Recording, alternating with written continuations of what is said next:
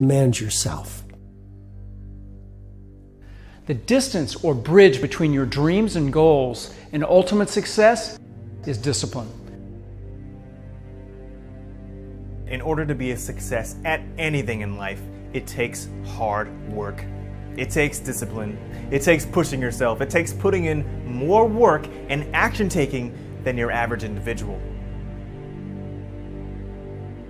But when you find yourself getting lazy, when you find yourself getting unfocused, it's because you forgot what you're doing it for.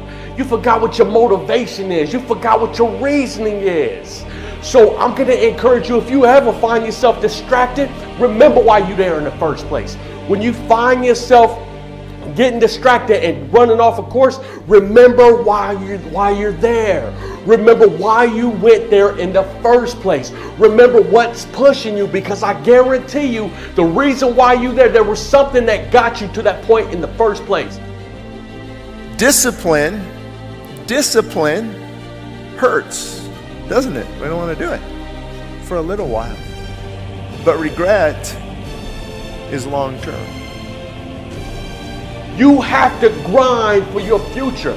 You have to persist and push for your future. If you can truly accept this, that it's going to be hard, and you don't want it to be easy. You want this to be real. You want this to be powerful. You want this to amount to something. You want to work for it. You want to go in there because you want to show up. You don't want to have that feeling of being like, I don't deserve this, because you can look back at the journey. You can look back at the sweat, the blood, the tears, the sacrifices. That's all you. That's something that you can do. And you want to be proud of that. You got to look internally first. No one is stopping you. You know, you're the only one who's stopping you. If you can pause a little bit and avoid listening to all the noise that's going on around you and focus and hone in on the things that are important. When you train yourself day in and day out to keep the promises that you make to yourself and then do what you say you're going to do, no matter how hard it is, it builds an amazing amount of confidence, man. It's just know that you're not just training your body. Know that you're training your mind. Know that you're training your willpower, your integrity, your discipline, your self-confidence. It's gonna make you a better person.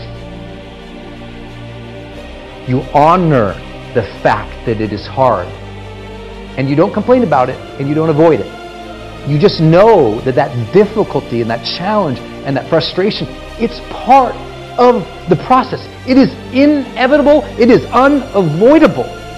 You have to be able to really see it clearly, crystal clear what it is that you want to achieve. And then the second part is a timeline. You have to establish a timeline for it, when you're going to do it by, to create that sense of urgency for yourself.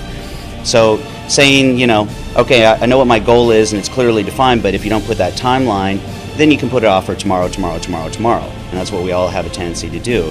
It's tomorrow, or it's going to be next Monday. Monday's like the magical day that we all start everything, and New Year's is the magical day of the year that we start everything. So the key is, what can you do today? That's what's helped me, is learning not only what can I do today, one thing that's going to take me closer to my goal, but what's something that I can do immediately. Number one, you've got to work on yourself. It's very important that you engage in an ongoing process to develop you. Spend more time on yourself than what you've been spending. It's very important. You owe that to yourself. Every single thing that you've ever wanted to achieve and the greatest version of yourself is right out there waiting for you on the outside of your comfort zone. I mean, at the end of the day, somebody has to be the best. Like, why shouldn't it be you? You deserve great things. You deserve to be a champion. You don't deserve to just be mediocre. I think when you start working out, you have to make all these little promises to yourself. You have to commit to training every day, to eating right, getting enough sleep, and you make all these little promises to yourself, and then you start to believe in yourself once you keep those promises, right? It's like a trust, and then that makes you more confident. When you guys find a fear, that fear will either create you or destroy you. I love fear. The reason why? Behind every fear is a person you want to be. Fear is self-imposed, meaning it doesn't exist. You create it, you can destroy it too. It's an intangible. If you face your fears, guys, you will realize it's not that big. And once you face it, you go, oh my God, man, I spent all this time running from it. It was so small. If I just faced it, my God, not only did I face it, I beat it back, energy's never lost, transferred. That negative energy, that fear, is destroyed. It comes back in as confidence. You're like, what else am I capable of? What else am I holding my back from that I'm capable of more? What am I running from I don't need to? What else can I overcome? You face your fears, you become the person you want to be.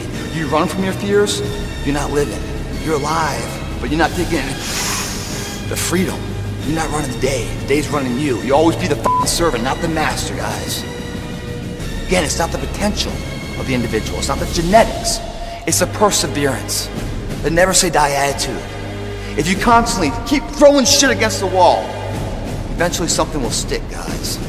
Never give in to what you want.